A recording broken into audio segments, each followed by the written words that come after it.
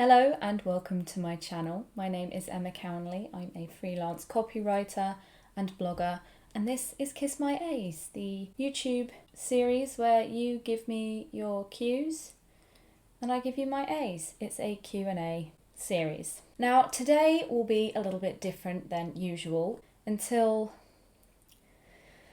about 10 minutes ago, I didn't even realise I was going to be filming this video, but I decided it's something that I wanted to talk about, and so I thought I would just sit down and talk about it and maybe start a conversation with you, see what your experiences are, and maybe, my experiences can help you, etc., etc. So what I wanted to talk about today is what happens when you're an established freelancer and you kind of hit career stagnation or hit a plateau and you're no longer feeling kind of excited or enthusiastic or maybe as fulfilled as you once did, and you kind of come to a crossroads where you wonder what the fuck you're going to do next. Like, something in your business needs to change in order to help you stay excited and engaged in kind of plugging away and really building and crafting a business and working towards your personal goals and shit that you can be excited about. But when you're a freelancer, you don't have a manager to kind of guide that journey. You don't have an HR team to guide your training. Really, you are solely responsible for creating that career path and that journey and kind of building things up and creating something in the image of what you would want it to be. I've articulated that badly. I'm sure you know what I'm trying to say. You are the person who's in charge with making sure that you are doing training and learning and courses that really excite you, and that you're delving into new areas of business that really interest you and keep you engaged. But unless you're taking the time to sit down and think about what that might be or how to get there, you just don't get it. You'll never have it. And kind of I find myself in that place at the moment. I've been freelancing for 4.5 years. I have already moved from being a generalist to somebody who specialises in a particular sector and industry, because as a generalist, your girl was making bank. Do you know what I mean? I made very good money even in my first year of business. Second year of business did even better, made more money than I thought I would ever make, ever. But I wasn't happy and I wasn't satisfied. I was working on the kinds of things I just didn't give a shit about. Some of my clients weren't very nice to me. And if I was measuring business success by how much money I was earning, then yeah, I was hella successful. But I went freelance so that I could feel happy and satisfied and secure and creative, not, like Scrooge McDuck or Daddy Warbucks, So I decided I only want to work on things that I really enjoy and love and make me feel creative. And now 2 years down the line, obviously we've had a pandemic. I have to be reminded of that very frequently when I'm beating myself up about business success and whether or not I've made any progress in my goals. And I keep saying, oh, fucking hell, like I'm not fucking getting anywhere, rah, rah, rah. And my husband keeps reminding me, it's been a fucking pandemic. A lot of people have lost their jobs and had business failure.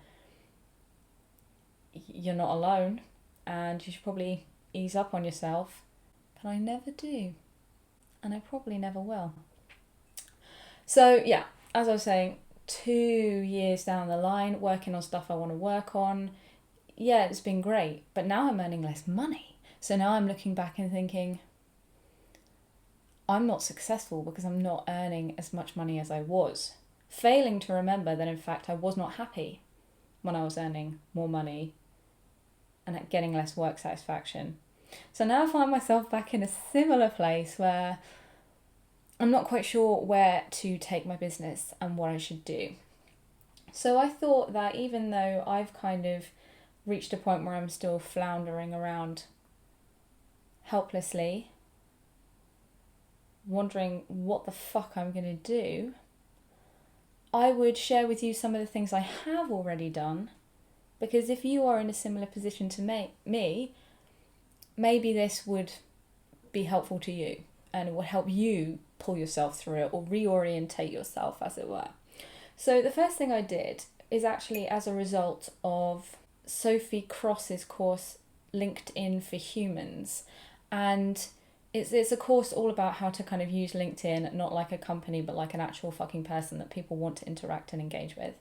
And part of that was to sit down and write what are the values of your business, what's the core of your business, what do you stand for, essentially what's your brand, how do you want to sound, how should you come across. And I found that really useful to really hone the brand of my business. And as a trickle down from that, look at, okay, well then who should I be talking to? Who should I be talking at? You know, how does this tone of voice now affect my social posts and my website and my portfolio? How can I refine that and really kind of get more of that and target that? And I've made a fair few videos on it here on my channel as well, because I did find it so helpful. And even though I have kind of succeeded in refining that, in my experience, in my situation, it's not much good when you don't actually really 100% know what to do with that energy. I also recently did a video, I think it was the last video, depending on what order I decide to post these up in, which shows you how to assess your current clients by 3 immutable laws in a kind of like assessment matrix, as it were. So you can see which customers are really the overall winners when it comes to work satisfaction and revenue. And then you can kind of look at them and think, well, how can I get more of these guys? Who are they? Where can I find them? And then start bringing more of that into your business, which also has been really, really helpful for me. I think also something that somebody pointed out to me just now on Twitter, which prompted me to make this video, is to actually ask yourself, what does success look like to me? Not what does it look like overall, or what's everyone telling me that it looks like. What do I have to do to achieve success in my business? And I don't mean having kind of really vague goals like make loads of money, get good jobs. You know, how much money would you need to be making each month for you to consider yourself a success? Which clients in particular would you need to work with? Which jobs do you specifically want? What achievements are you hoping? Do you want an award? Do you want to be a guest on a podcast? You know, do you want to be featured in a magazine? Like, what do you need to have to feel like you've hit success? I think if you have small career goals and big career goals and you plot out exactly how you're going to get there and what that is, that can also really help build a really good business trajectory and help you feel like you're making achievements and making progress. Because like I said, we don't have managers to tell us we've done a good job, and we don't have targets laid out for us nicely by a manager who just does all that work for you. Unfortunately, you have to do that work yourself. And I am someone who perpetually doubts themselves all the time.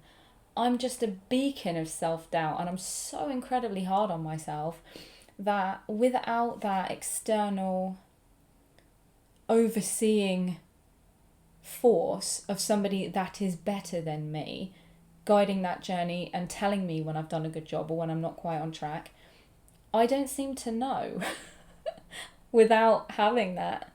So maybe that's something to look at fixing, to become my own manager. How do you even do that?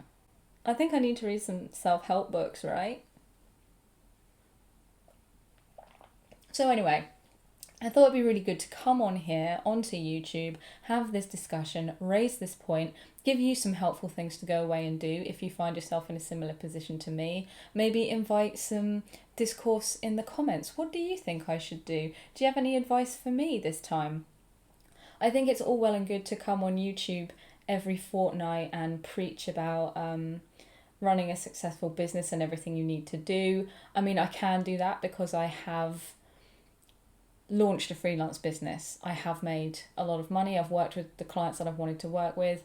I've done those things and I can speak to them, but it doesn't necessarily mean that I feel successful or that I feel like I've made achievements. And sometimes I think it's better to come on here and be, have some real talk with you guys about how I actually feel about my business and about my progress and how I feel as a person, so that you don't think that I'm some fucking amazing. I'm not the Madonna of copywriting, of course I'm not. I've got like fucking 900 subscribers. I'm definitely not the Madonna of copywriting.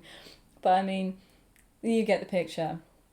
A lot of you come here every fortnight for advice, and I am that guiding force for you, but I think that it's healthy for you to see that I'm not necessarily that guiding force for myself.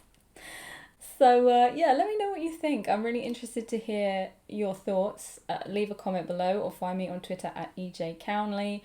Have you experienced kind of business stagnation as a freelancer? What did you do? What advice can you give me on how to get out of it? And what do you think I should do? So can't wait to hear your thoughts. Let me know, hit me up. And I guess I'll see you back here same time, same place in 2 weeks for more Kiss My A's. Probably something scripted and a bit more useful to you. Take care. Peace out.